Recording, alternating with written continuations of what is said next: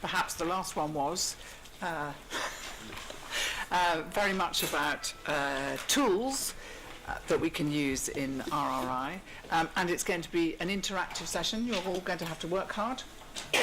Yeah, the two of the panel will be asked to do some tasks, and they will be doing them as I'm going to represent the platform, and at the end of a certain stage they will be asked how did the task go. Okay. And then we'll continue like that. So are you going to introduce this session for us then? Yeah, maybe. Yeah. Mainly the session is about introducing the results of the project responsibility and the observatory and forum that we have implemented, and also parts of the GO4 and the responsible industry and RRI-Tools will be participating and also presenting platforms and databases that they have implemented the general purpose is to show what have been done to bring the RRI to the public or to the different stakeholders. So I will start by presenting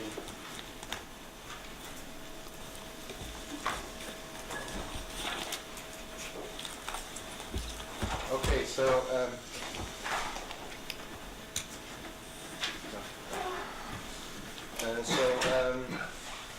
the observatory, the main platform is divided into two elements, the observatory and the forum.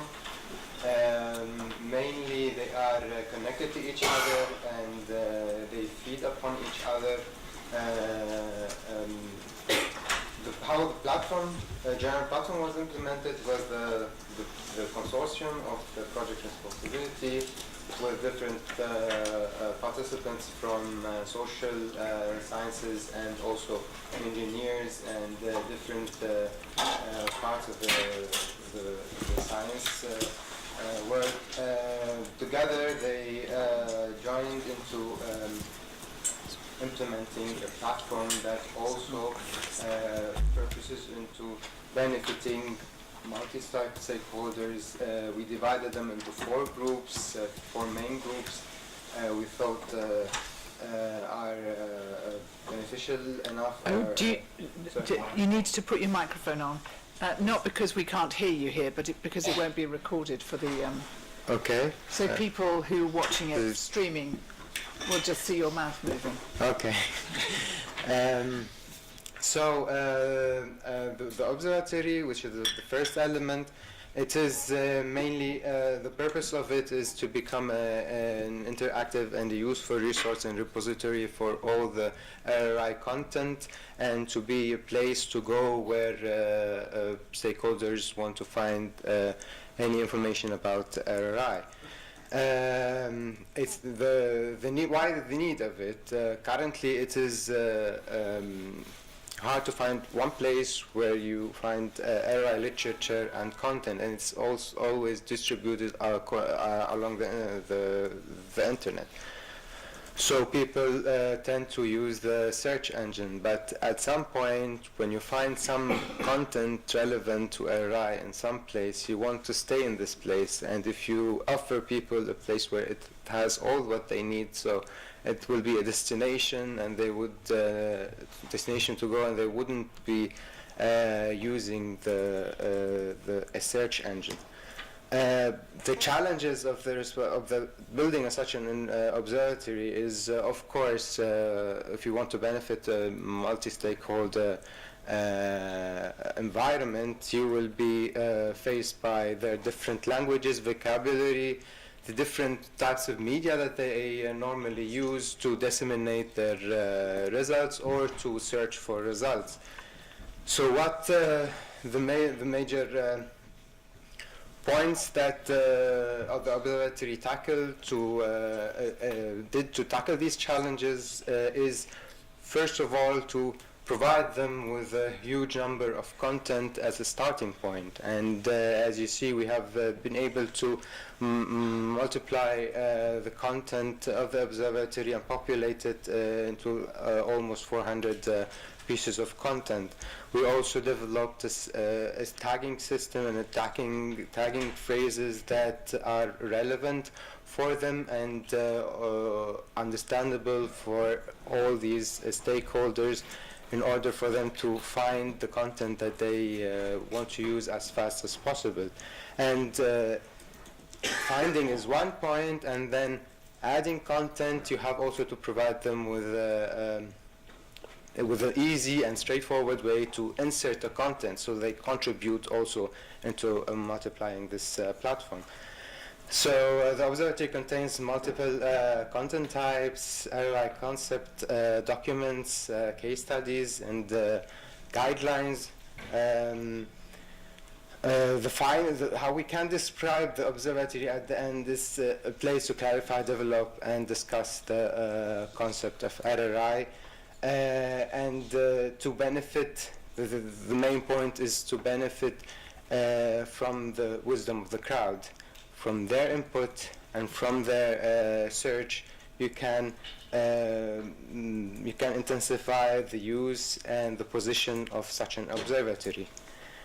Now, the second element is the forum. So you have the content, but reading a content and submitting a content is one point. But if you need to interact and discuss about the actual meaning of this content or actual background of this content, you need an element which we call the forum, and it intends mainly to enhance, enrich, criticize, and build upon the content in the observatory. The aims of the responsibility the responsibility forum is to strengthen participation democracy, prepare outcomes which are relevant to politicians and academics, to become a self-regulated, open, transparent, virtual meeting place, and to establish a multi-stakeholder interface between these different. Is that moderated by you at the moment? It is moderated by the consortium in the moment, but I'm going to show how we tend to solve, or we implemented a way to solve this moderation aspect by you could promote a user with a certain level of expertise, depending on how much content he has contributed to the observatory, into a position of a moderator. He could accept it. So like Wikipedia. Exactly. Yeah. Exactly. You become a wiki editor if you. Exactly. Yeah. Exactly. What's special about this forum? Okay, it's not a simple thread-based forum, and the core element of this forum is a caucus process. To explain this caucus process, first I have to explain that there is now a core team working on this forum. We named it RRI Government, and RRI Government can set a certain theme to start a caucus process or a caucus discussion about the hot topics, GMOs, nanotechnology, and so they set a theme, the topic is approved, then they call for the dynamic coalition. The dynamic coalition's job is to generate data and documents that will be discussed in a wider group afterwards by the bigger stakeholder group, which can contain people outside this government, this RRI government body. So yeah, the stakeholder in the government body develop documents, and then they construct this wider discussion platform, which we call the Innovation Cafe. And the Innovation Cafe, they invite people, users, not necessary to be part of this government body, to this discussion in order for them to discuss upon it and to give their comments, statements before the discussion starts and after the discussion starts. Everything will be, I'm going to present also the platform so you can all see what I'm talking about. And yeah, then the participants register. And so it ends up with generating documents, discussing these documents, and comprising them in a discussion dossier, which is comprising the results of this whole caucus process, and this dossier will be public for all users.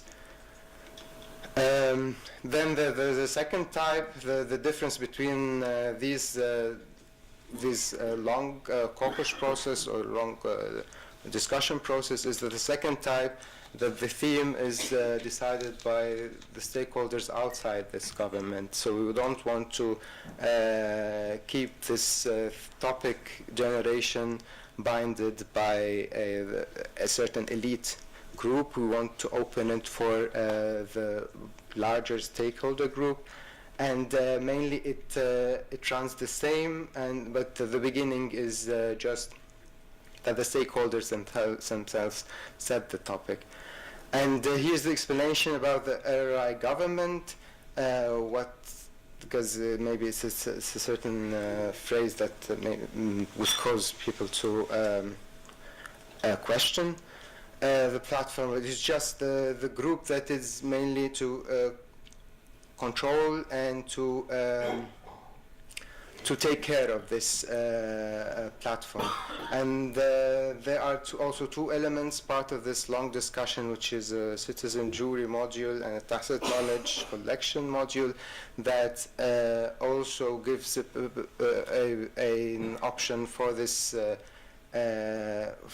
moderator of such a discussion to collect more information from the participants of the discussion.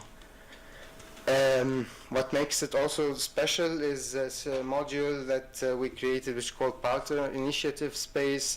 It is a place where users can, inside the forum, can suggest projects, can search for partners, can put new funding sources for the whole community to know about. And the last element is the open forum, which is a standard forum, but it gives users the opportunity to ask questions outside the RRI phrases and general questions about maybe concepts similar to RRI, but don't fall upon RRI. So now I could just give fast preview through the browser.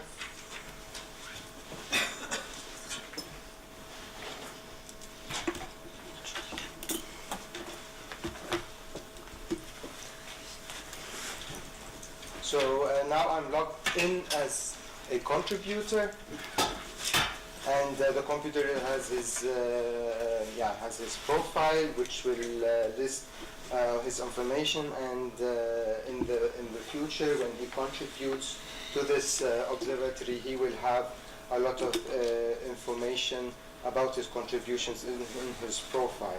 And who are you typically? Not who is you, Mohamad, but who are the people who are coming into this? Sorry? Who are the people? Microphone, okay.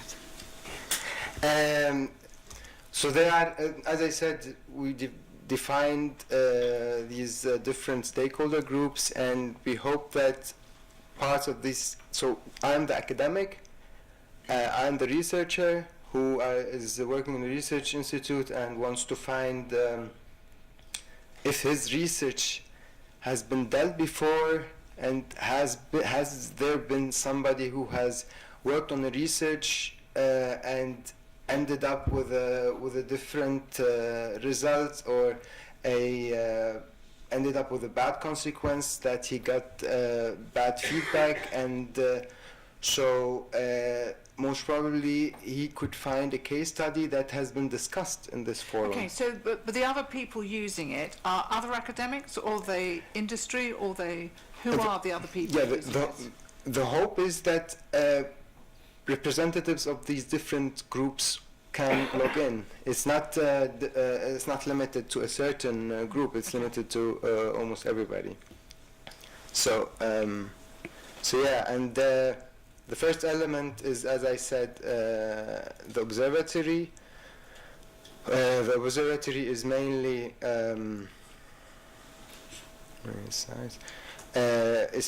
that's the home page. You can see the main tools in the observatory is, as I said, browse through the content, and when you log in, you can add content, and we have divided the content in one way upon these 4 stakeholder groups.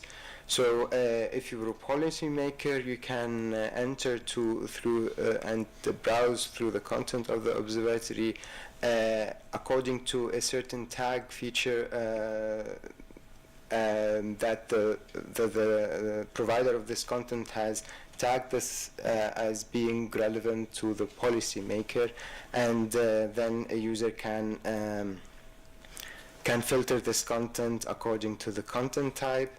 You can also view the observatory content according only to content types, where you can filter this content upon the tags.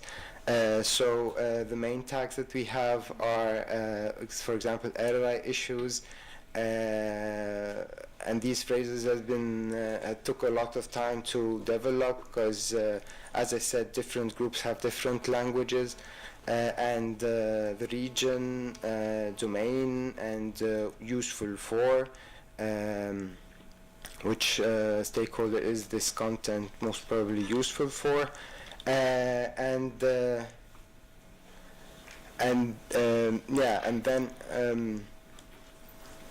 go to the observatory, and then why did it log out?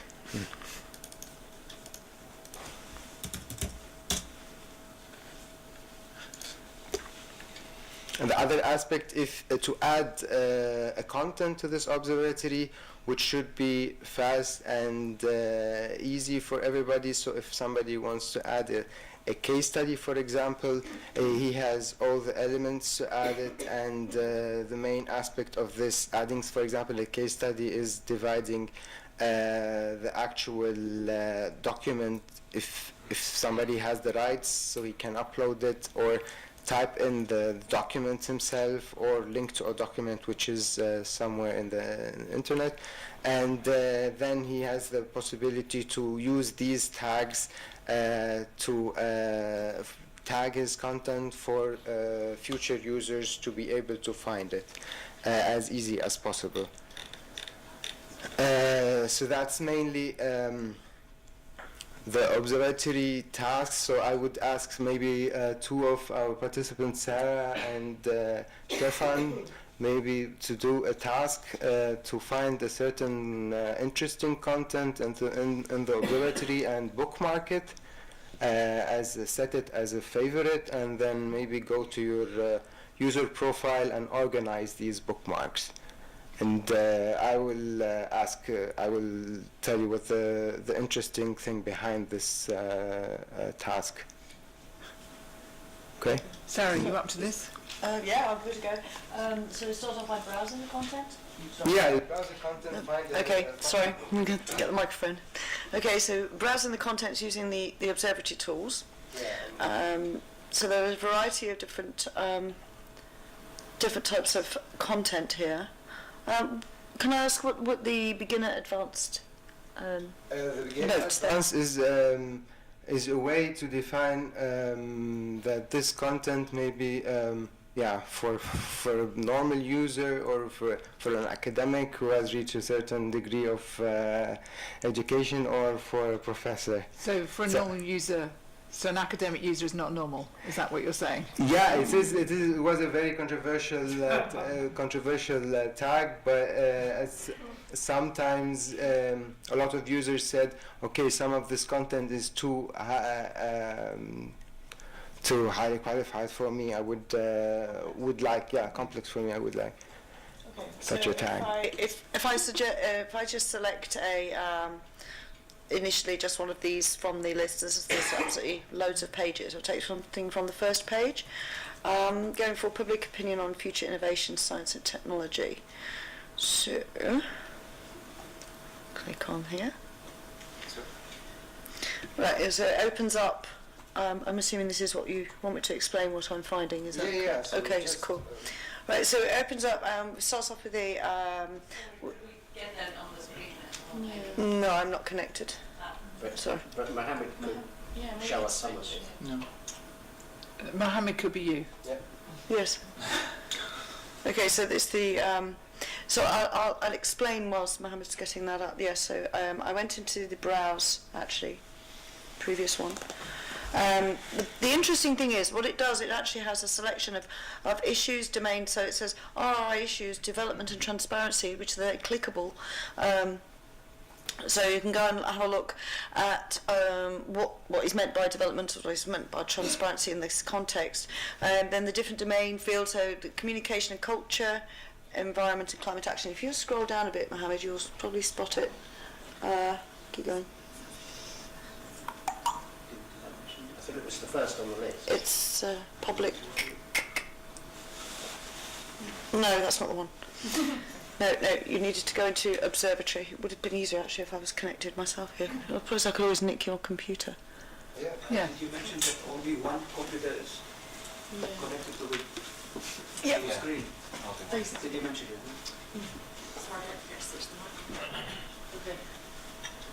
Right, okay, so this is me sort of having a look now, so you can actually see it right. I'll stay where I am rather than looking for something else. Let's go for an advanced automatic detection situations for intervention. Let's look at that. Click. Right.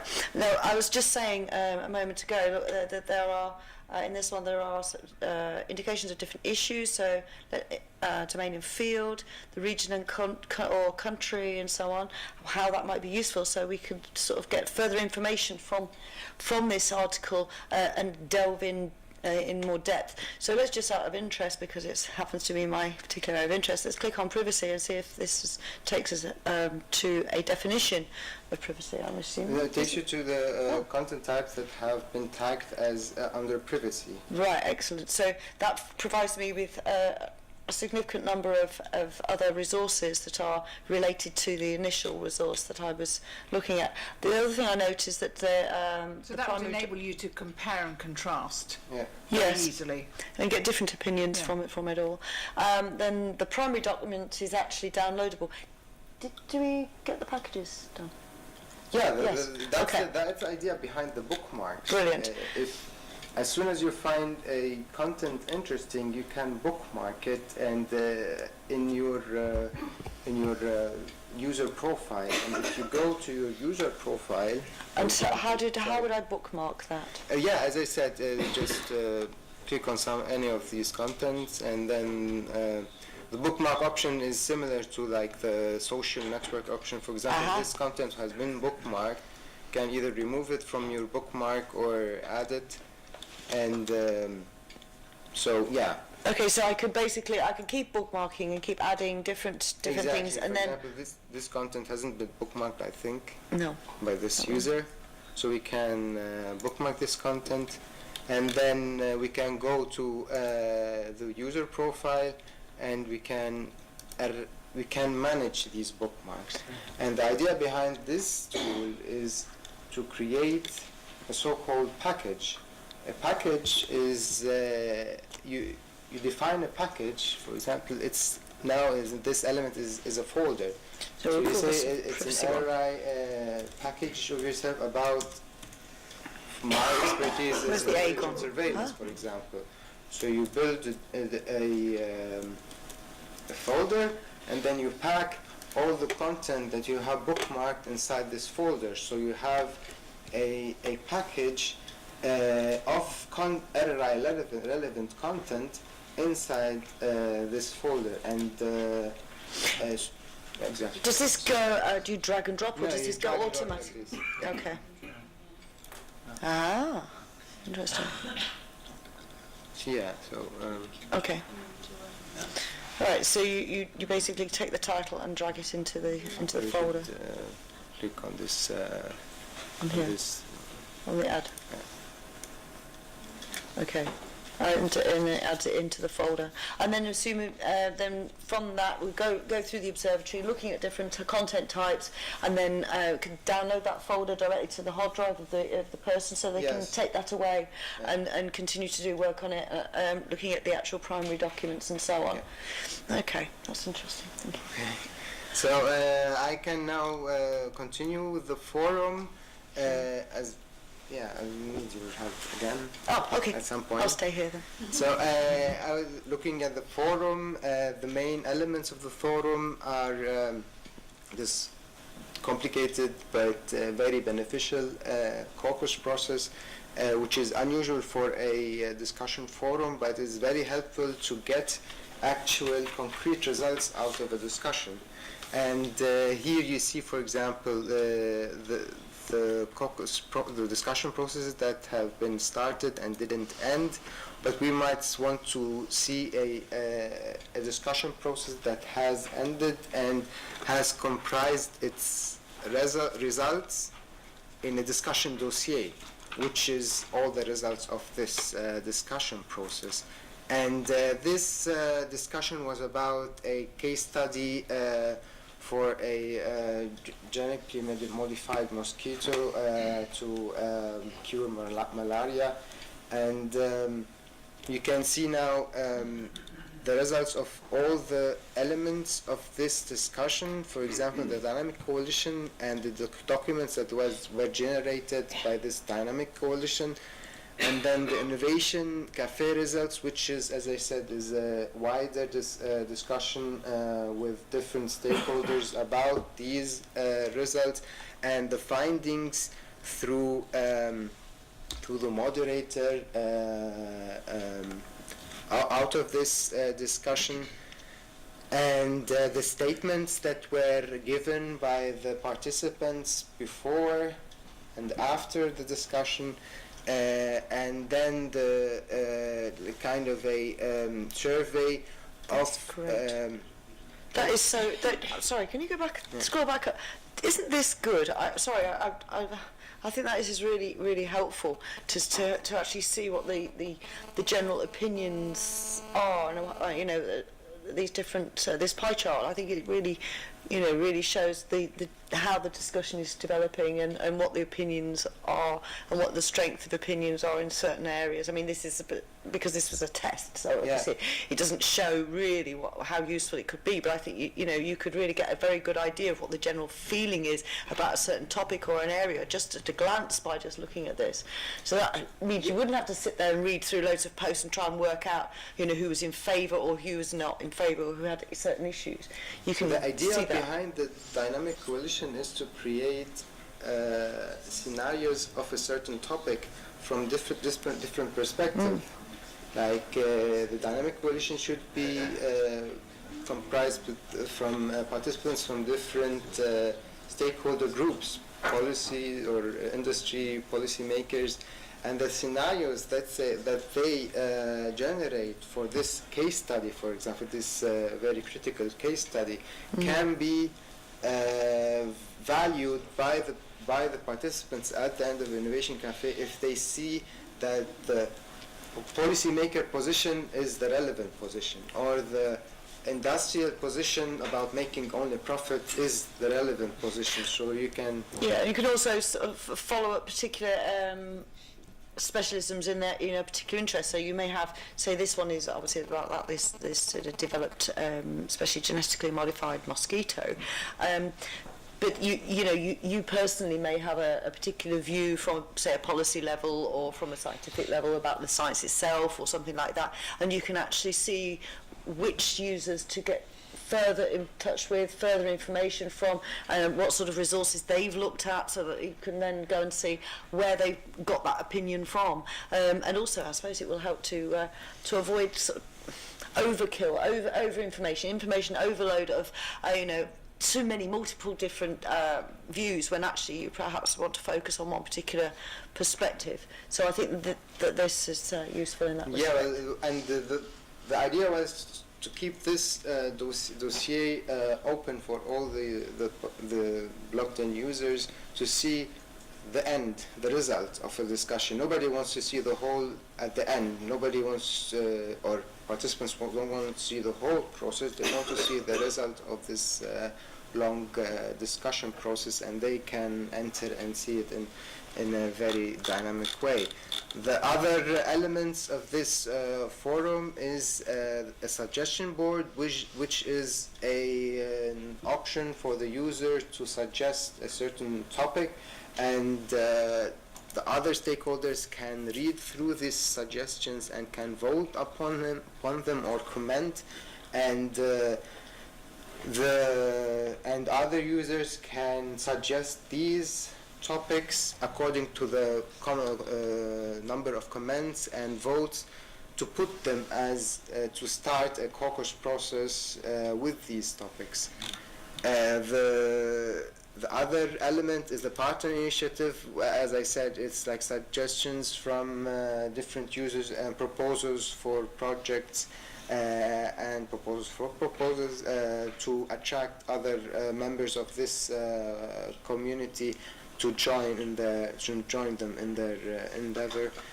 Mohamad, how is this funded? Because clearly, I mean, obviously it's been funded through the programme grant you've had so far, but what about it in terms of sustainability? Because clearly, to be of value, this requires a lot of moderation and input.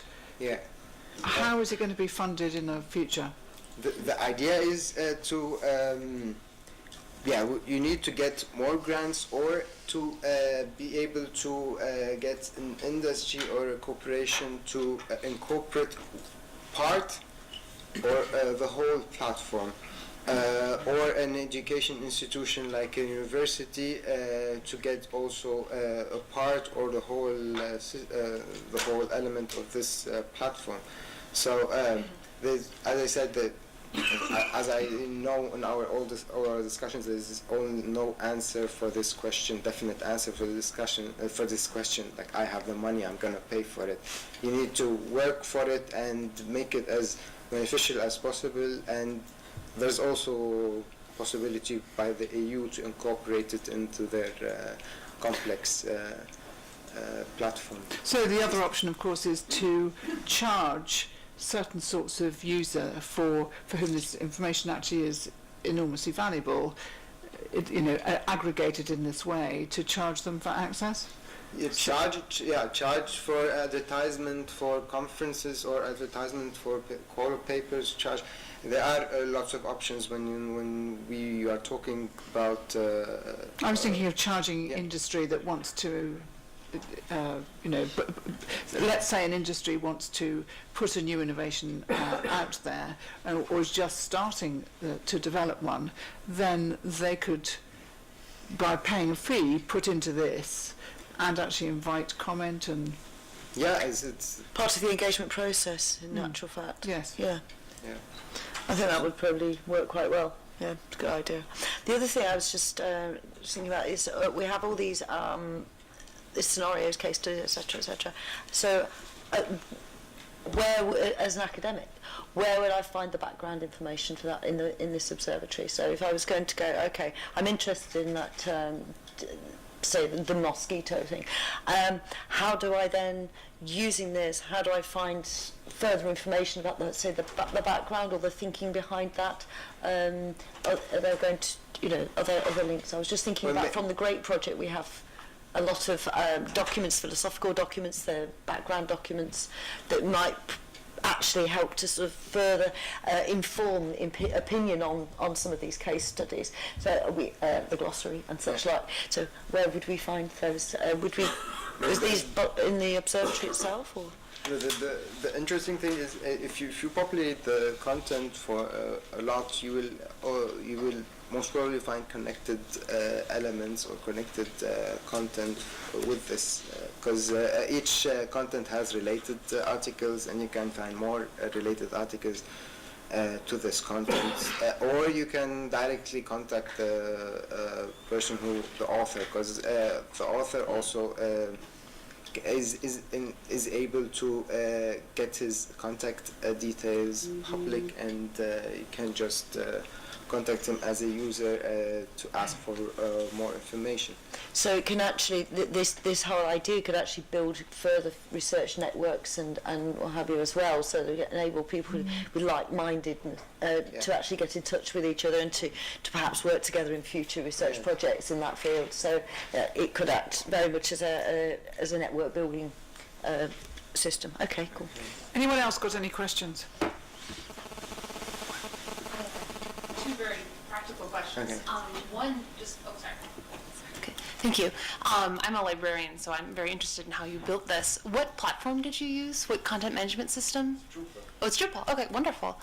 My other question is, did you do any accessibility studies on this, as far as people with physical disabilities, sight disabilities? Yeah, we had a lot of discussions about it, but as it is being a coordinating action, our aim was to implement the modalities and the elements as good as possible.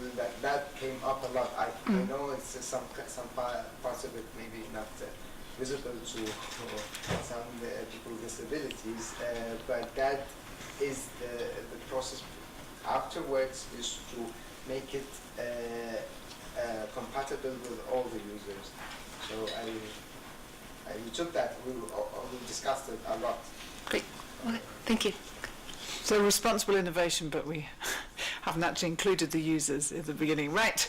Because it's a coordinated action as a research project. Yeah. That's part of No, the it's, issue as well. I think Manisha can answer more about it, because she undergone the... Yes, and just in regards to including the users, we actually, what Mohamad didn't mention was that it was actually an iterative development, so there were 3 iterations in the development of each of these platforms, and we conducted small-scale usability studies with our target group at that point in time, which is the researchers, because we can't take everybody into account at the moment.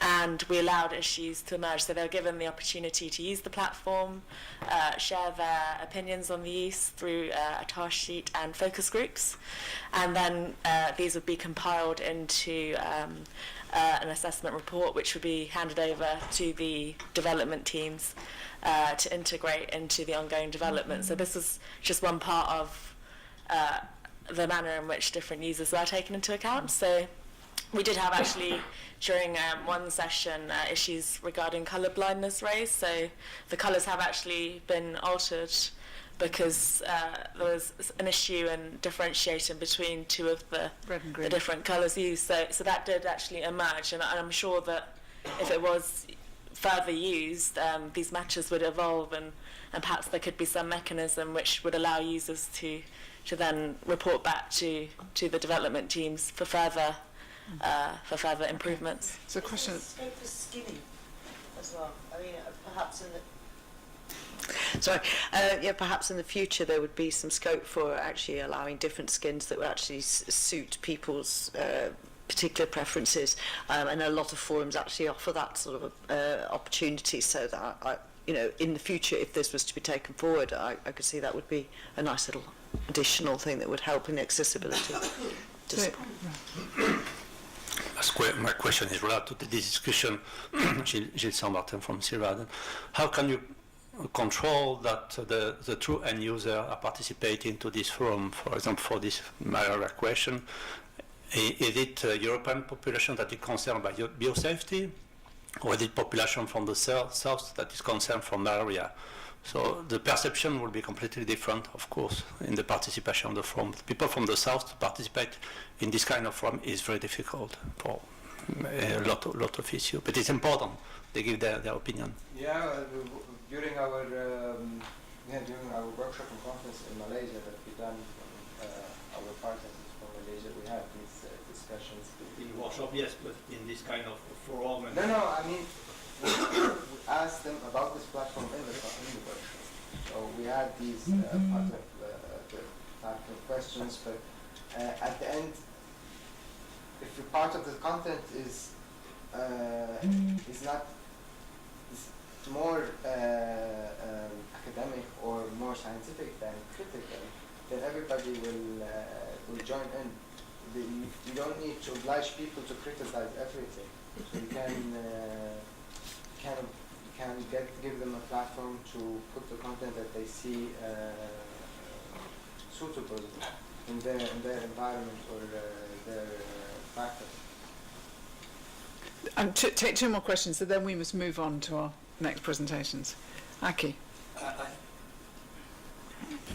Okay, I think Vivienne's question is not answered about the sustainability of the sector. There's the technical aspect, how this things works and so on.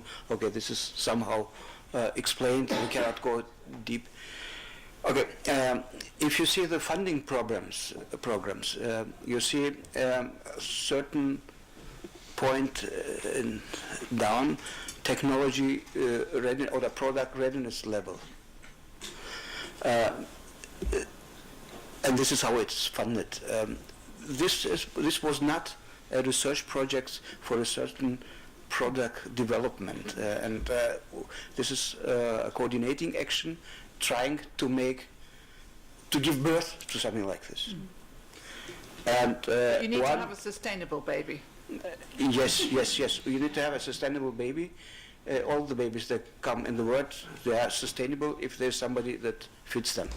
But itself, they can live. But you need somebody that buys the food and gives it to them. In the beginning, it's mama that gives the. So this is the first sustainability. And what we have done is the first mama food. Now, mama, the project is finished. The baby wants some. But you need to look for a sugar daddy. Yes, sugar, exactly. But the prerequisition was to have an open system so that everybody can use it. Yeah. If somebody says to you, make a product and says it has to be open, so a lot of people will say, thank you very much, I don't like it, you know. But if somebody says you it has to be open, then you expect that this can be used from everybody and this can be funded in a second phase, that there is a daddy is coming and saying, okay, this is the phase, I'll give you the money for the milk or for whatever. And this is now the phase that we are waiting. We have finished this thing. We believe that we make something attractive. A baby is there, but it doesn't. The mama doesn't have any milk anymore. This is becoming a torturous analogy. But this so is you're exactly the thing that will be true to its ideals. It can live in this station, but remains and keeps them.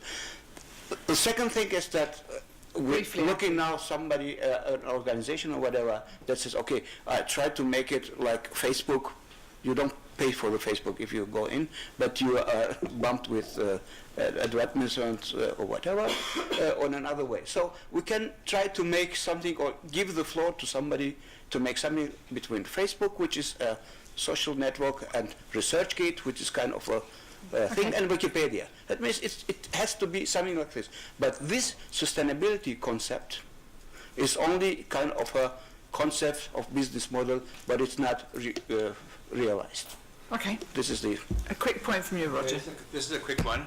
I can see how this works perfectly for all of those in the RRI community, especially the end users, the researchers, and the other organizations. My question is with regard to the private sector innovator, who might or might not belong to a stakeholder, a business sector that has committed itself to it. What are the benefits for that person or that private sector institution? What are the carrots and sticks about coming in? Because I would imagine without them participating, that's almost the starting point of the whole thing. What are the benefits and the costs of not joining in, and the benefits of them joining in?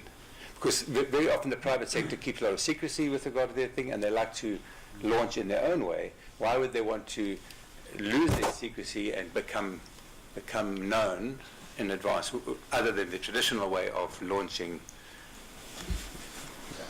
Well, part of the content in the observatory might as well be a criticism for the product of such an industry or such a business. So in order for if a business thinks that they're doing everything well, then okay, I could understand that they wouldn't be interested. But there is no industry that isn't interested of the opinions of its of the consumers, and of the academics that criticize their work, or of the research that criticize their work. So if we'll manage to populate the discussions and populate the content in a very vast manner, so I'm sure that every industry would go through the content to see if their competitors have been criticized highly in a positive way, or if they were criticized negatively, and then they would be encouraged to join the discussion to defend themselves, or to propose some other ideas. Okay, I'm going to stop that conversation there because we need to move on. And Catherine Flick from de Montford, you're going to tell us about the sort of the responsible industry phase of this. All right, I'm just going to wait for my little clicker thing. My name is Catherine Flick. I'm from de Montfort University in Leicester in the United Kingdom. And we are currently coordinating it's one of the last FP7 projects called Responsible Industry, and there's a couple of my colleagues who are also on this project in the room. So, we're currently 2 years into our project, so we've still got another year and a bit left to go. And I just want to basically use this opportunity to talk to you a little bit about how we see these sorts of projects, and particularly things like the responsibility platform, moving into how we can kind of implement these in industry, or at least get industry interested in this sort of stuff. And it's been a big discussion process that our project has had about how do we actually make all this stuff relevant to industry and actually get them interested in doing stuff about it. So we have a series of ways that we think that industry can engage with RRI and how we can actually inspire them to get engaged. Obviously, the first stage of that is to actually explain what RRI is in terms that they understand. So I'd like to sort of go back to the session previously where we were talking about actually, a lot of companies already do RRI, they just don't call it RRI. So we've actually we're in the process of identifying good practice through things like case studies, and I think a lot of the responsibility, perhaps, I noticed that one of the big things in this observatory is a series of case studies, and so some of those can be quite useful to actually get industry relating RRI concepts to what they do.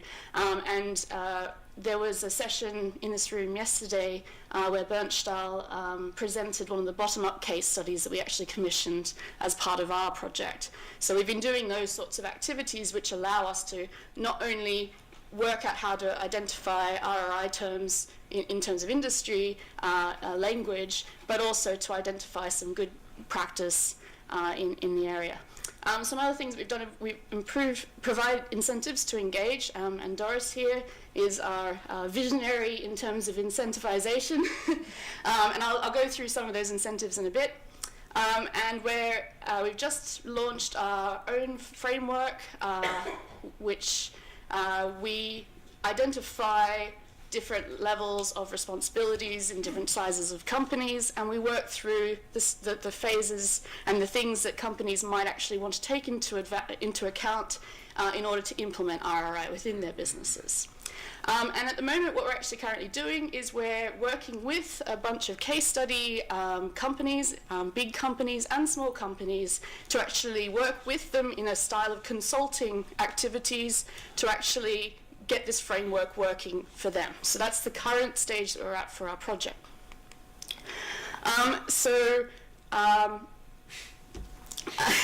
One of the big things is, I mean, businesses often say, oh, this RRI stuff, it's just another governance framework, you know, regulation, we don't like the idea.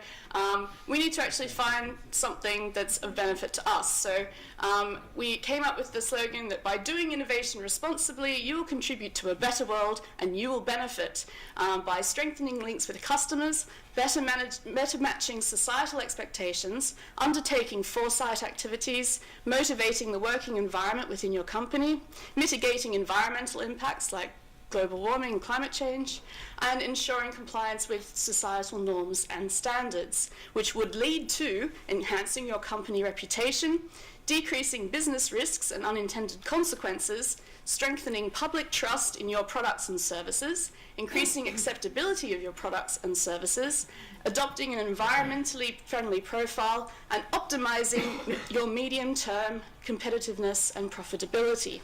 So these are the incentives that we're presented, and these incentives actually won us some big companies to actually participate in our project as case studies for the implementation of this framework. So what our framework actually does is, in this lovely little diagram, it actually provides answers for companies of various types, and we are actually focusing our case study on the ICT for health and aging area. So this is the realm that we're focused on, but it helps companies in this area identify who is responsible for what, how RRI can be integrated along the value chain, how ethical and social impact analysis can be performed, and what tools can be used for RRI. And we would see something like the Responsibility Observatory to be potentially offering certain sorts of tools for that. It's aimed at different levels of the organization, from CEOs to project managers and to developers, and it specifies principal social implications and ethical risks for research and innovation in the area of health and aging. It does also it specifies the development and application of products and solutions for something like health monitoring. It could also be for products that support seniors with physical or cognitive impairments, or supports independent living and active aging. So this is the realm that we're working in. And finally, what it does is it provides practical and workable guidance on how industry can pursue responsible innovation. So what we're now doing is, obviously, that's all still a little bit up in the air and academic. We're actually going into these companies and we're helping them to actually, we're trialing it out. We're going to see what works, what doesn't work. This actually comes back to the morning presentation. You know, we're taking some risks. We're expecting that some parts might fail, but we're hoping that more parts succeed. So we're doing these case studies to help with the implementation of this framework. We're providing personalized to a company, I suppose, personalized advice and guidance for the tool used for each of the companies. We've recognized quite early on that there would never ever be a one-size-fits-all solution. So we're really, we're planning to have some sort of interactive, targeted framework that companies eventually can use to drill down through the different levels that they need to, for different levels of the organization. And perhaps toward the end of the project, work out if there's some sustainability in some sort of consulting framework or something like that that can be then used to go beyond the length of the project. So if you're interested in actually seeing our framework, it's downloadable from our website. We're also on Twitter, so you can follow us there too. Thank you very much.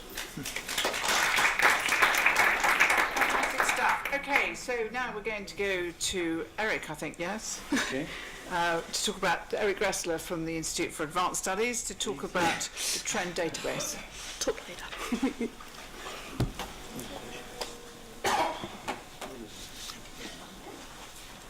This one.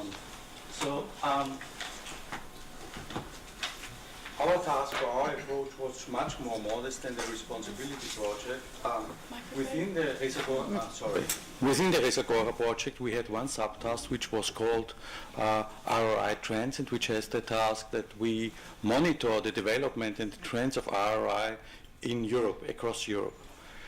And so we did that, and we thought, basically, how can we present our results, which normally are presented in reports, and you have to go through all the reports and find the stuff you are interested in. How can we present it in a way that you can very easily find the issues you are interested in?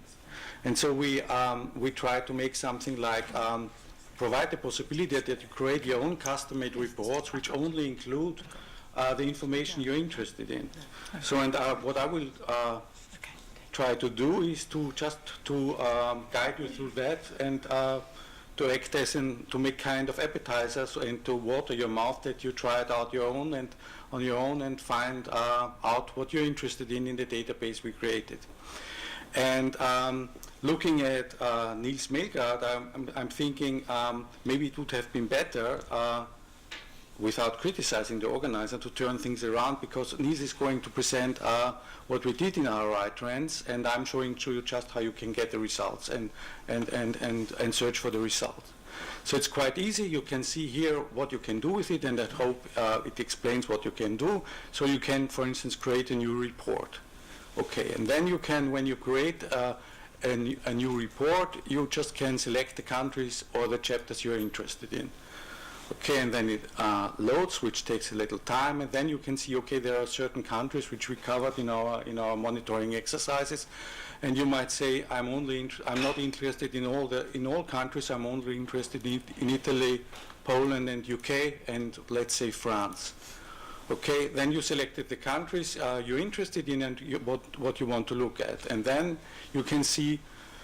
Okay, we focused on certain organizations. We said, okay, what are important organizations to look at when you're interested in RRI? One of them are funding bodies, and we looked at research councils, which meant public research council funding research, and we also looked at private research foundations. We looked are there private research foundations in all the countries, and if there are, do they use RRI, and in what way? We also took a sample of 10 universities of each country, and you can see the results in that as well. And we selected 2 private companies which are research and innovation intensive, and we looked at how they dealt with RRI. And then we also looked at general RRI policies, or the framing of RRI in different countries, because we found out, and we knew that in the beginning, and we are still when you look at this conference, there's much ambiguity about what RRI really means. It means different things in different countries. So we tried to get this ambiguity also by asking people, what is the most, how is RRI framed in your country? What norms, what values are expressed by RRI in your country, and in what way? And what instruments are in place to implement RRI in your country. So you can choose between these chapters, and when you open one chapter, like here you can see there are certain sub-chapters. So you can, for instance, when you look at research councils, you see there are 4 sub-chapters. You can see, okay, the description of the organization, or in what ways RRI explicitly targeted, or is there an implicit targeting of RRI, which sometimes is called small RRI, are the structural hindrances for RRI, and what is there some kind of international learning. So if you're interested in this kind of stuff, let's say I'm only interested in the description of RRI, of the organization, and I'm only interested in the explicit targeting of RRI, that might be fine. And then you can order the stuff either by countries, that you have the country and then you have the chapters, or you can have the sub-chapters and then you have the countries, so it's easy to compare.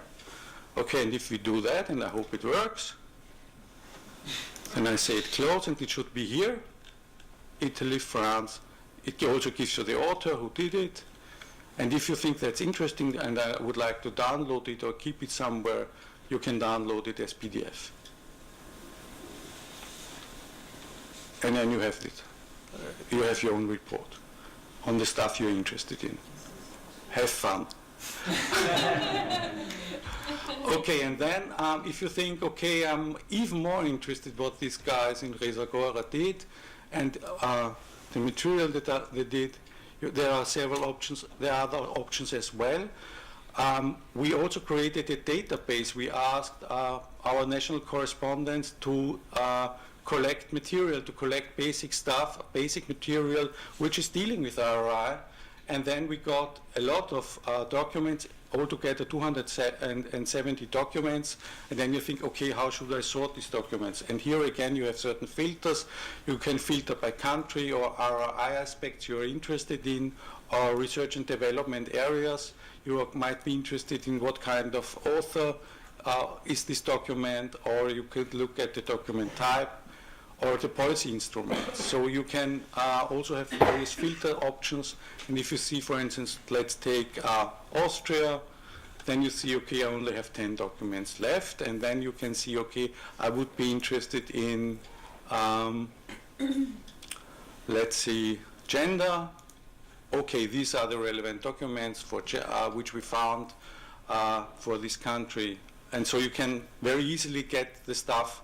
This is basically a dissemination instrument to give you the material you want to have in a very easy way. We hope it works. And there will, which is also important, there was this monitoring policy and research activities on science in society in Europe, the MACES project, and this is the problem, responsibilities. The mama left without giving further milk. So we are not the mama, we are the stepfathers. And we have this MACES data, which is nowhere else available, is also here to be found, and there will be also some kind of quantitative data in the future. So if you look at this website, and I hope I made you interested in it, you can find a lot of material of what's going on in 16 countries, a lot of document, a lot of data, and I hope our idea was to make it as convenient for you as possible to extract the information you want to have from RRI trends. Thank you very much, and I hope I was in time. Terrific. Now, I want to hear from Daniel. Daniel? Okay. Daniel, I want to hear from you first, and then Sara, if we've got time, to have some thoughts from you. So. Okay. But I'm afraid it's going to have to be swift. Yes? Okay, let's see. It works this way. Okay, so I'm going one step back because... Talk into the microphone. Yes, but can you hear me? I mean, I think that the mic is working well as well. Yeah. So, because, for example, yesterday in the open space session, we were asked with a very simple question. But just how can RRI enter the real world? Very simple, but not innocent at all. And the thing is, this is the kind of question we faced when we started the RRI-Tools project. And even if it doesn't say here, I'm just coming from La Caixa Foundation as coordinators of the RRI-Tools project. And we had the mandate to develop a toolkit that help all actors to implement RRI. And we have all heard about all the conversation we had this morning about how to put RRI in practice, which is not that simple. So with this idea, we try to have a grasp of what does the real world think about RRI, and that's why we just ran somehow 30 consultation workshops throughout Europe just to ask people in the real world what they think about RRI. And mostly the answer is that most of the users out there, outside this safe environment of the RRI universe, don't know a single word about RRI. They don't even know what the heck is RRI. At most, they think it's something too complicated, too abstract, that they try to run away as soon as possible. And in the best case scenario, they are familiar with some of the dimensions of RRI, especially the more normative ones, gender equality and open access usually. So this is one thing, but also in the real world, this is a daunting task, but we don't have to do it alone, because in fact there is a lot of work already done by many of you and by many others. So we can hop on the shoulders of giants like Newton and try to make the best of what you've already done, because outside there are tons of useful resources just exactly to implement some of the aspects of RRI. So we just did a review, as the people from responsibility did as well with the literature. We did with practical resources, mainly with tools, and found there are tons of useful things for training, for planning and implementing, for self-assessing these different aspects of RRI, dedicated portals, catalogs of tools. So let's try to give them the visibility they deserve, because many of them can be wider spread. And not because in the RRI tools we have a secret dark goal with this toolkit just to bind all these resources and in the land of Moderator and the RRI toolkit, but just because we think we want all actors to become self-responsible and to become able to develop RRI in their own context and for their own needs. And for that, we think that the first thing they need is just a landing course on RRI, just a soft landing on this concept. And that's why we have developed landing pages for each of the main actor groups that we are dealing with, as well as landing pages to try to explain the main aspects of each of the dimensions of RRI. So just a soft way to enter in the concept. And as well, they have to learn from what others have been doing. As Catherine was mentioned, a lot has been done, even not under the label of RRI. So let's try to learn from inspiring practices, and that's why we collected a set of inspiring practices just to show what others have done in different contexts, so that people can adapt these examples to their own contexts. And the next step would be just let them put RRI in practice, so provide them with these resources I was mentioning before, and this is why we collected these resources and we put them searchable through a search engine so that everybody can search for their specific needs. But there's more, because also you need to gauge how well are you doing and reflect on the concept applied to your daily work. And this is why we are developing a self-reflection tool, and there will be a session where the people from ZSI in the afternoon will explain a bit more the concept under this self-reflection tool, so you can reflect on your own work and how it relates with the different aspects of RRI. And finally, whenever people feel confident to do so, just try to spread the word as much as possible so we can really enter the real world with the concept of RRI, so we can spread the word. And for doing that, we are not only providing dissemination tools, but also trying to build a community of practice, as hard as it is, as explained by Mohamad. So we try to sum forces with many projects and with many people outside the RRI world, is to try to gain momentum.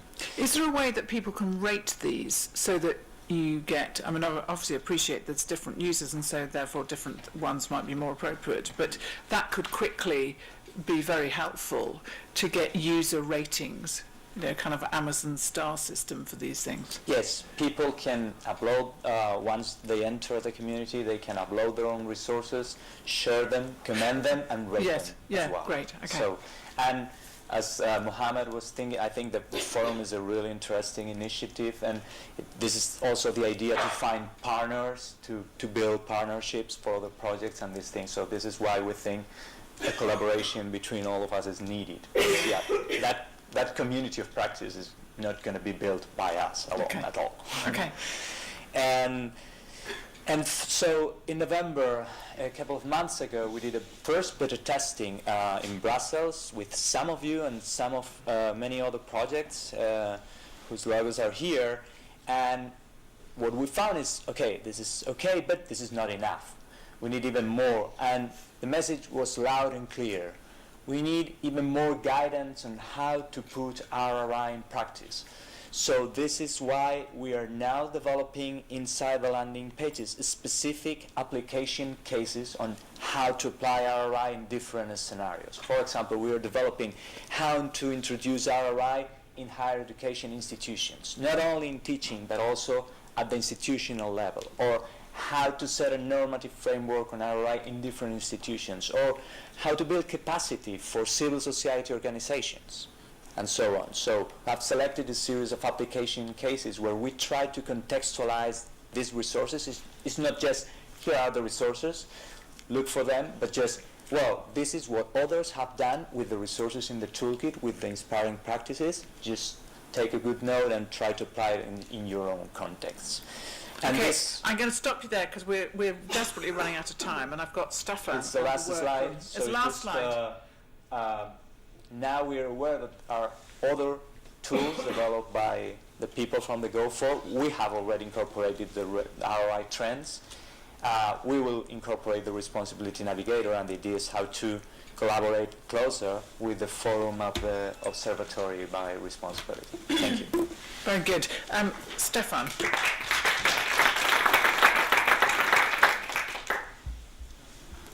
Yeah. Yes. Famous last words. Famous last words. Okay. I'm trying to get your last word in as well.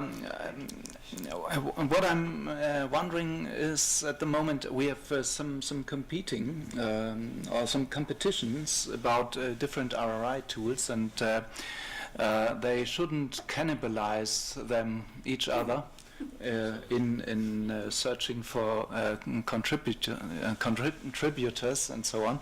Therefore, it would be necessary to interlink the different services so that in the end it would doesn't matter if someone approaches to RRI tools or to responsibility or either instrument.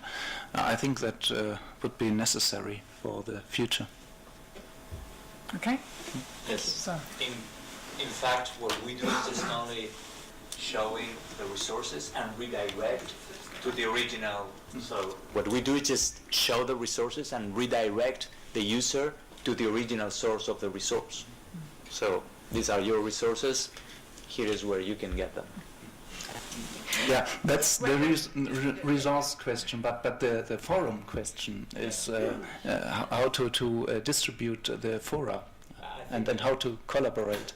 I think Responsibilities Forum is much more ambitious in the sense that with this caucus system, so we don't want to compete. Okay. Definitely. Okay, right. You guys. Yes. Okay, there's my turn just briefly. One thing I just like to mention, because when I first started speaking, I was actually helping Mohamad with working around the observatory.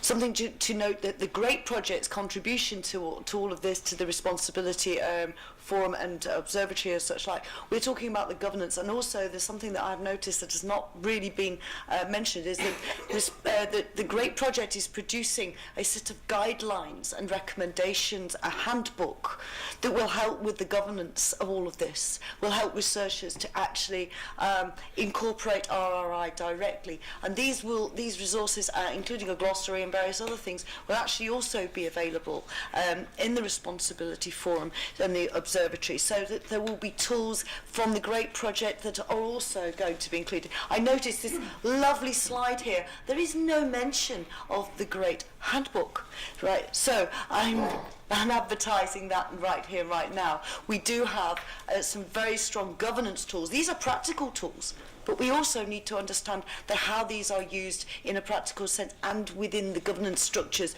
of the organisations in which they are applied. So I just wanted to emphasise that the great project, as a research project looking at the fundamental theoretical underpinnings of RRI, have actually produced guidance in that particular direction that will be also integrated into the observatory. Thank you. Great, fantastic. So it's now time for lunch. I will just interrupt briefly to say that I actually was responsible for the first release of genetically modified mosquitoes in the world.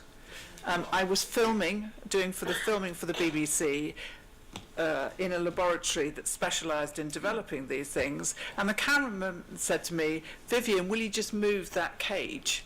And as I picked the cage up, so the bottom fell down, and all the genetically modified mosquitoes went rushing out into South Kensington. Some of them pausing to bite me before they left. And that was in 1993. So I just say that it has gone before you. That's why we don't have malaria in the UK. That's why we don't have malaria in the UK any longer. Right, okay, off into the snow, and lunch is where we had it before. Thank you very much, and please thank our panel.